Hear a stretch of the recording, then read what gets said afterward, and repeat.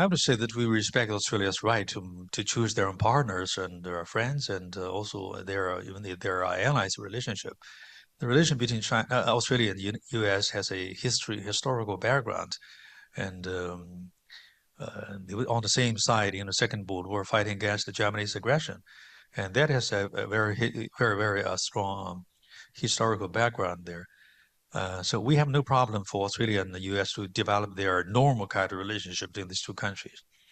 But I want to emphasize that the world is diversified, and uh, Australia, I don't see that it should be a problem for Australia to develop its allies relations with with the U.S.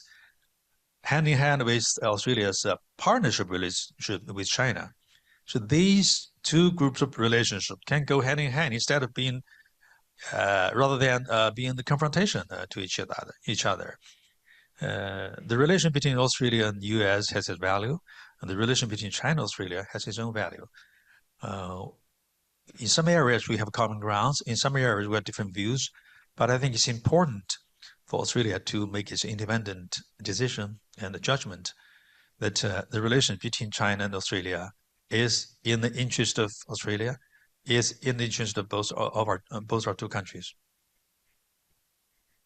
Can there be an acceptable common ground when it comes to Taiwan? Because we've seen the former Prime Minister Scott Morrison just visit Taipei. He met with President Tsai Ing-wen there. How detrimental is this for China-Australia relations, in your view? Well, first of all, there's only one China in the world, and this is internationally recognized, and Taiwan is part of China. And actually, in the Taiwan returned to the sovereignty of China at the end of the Second World War with the help of international community, including in the United States.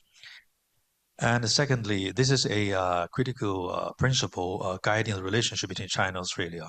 Actually, between China and any other countries where China we have to have diplomatic relationship. And thirdly, we appreciate that each and every government in this country has been publicly stated they are committed to one China policy. And we hope this policy will be practiced not only in words, but also in deed. As for the current parliamentarians or former political leaders of this country traveling to Taiwan, uh, I've been I've been communicating with those relevant persons privately, and also we've been engaging with the Australian Foreign Ministry diplomatically to express our concerns, made our representations. Basically, we would love to see a government and also political leaders and political figures in this country that the Australians, together with the Australian government, are committed to one China policy, so that their words, their actions will not be utilized by the handful of people in Taiwan for their political motives of secessionist split for Taiwan from China. And this is a serious concern. It involves Chinese sovereignty and territorial integrity, also the sentiment of 1.4 billion Chinese people.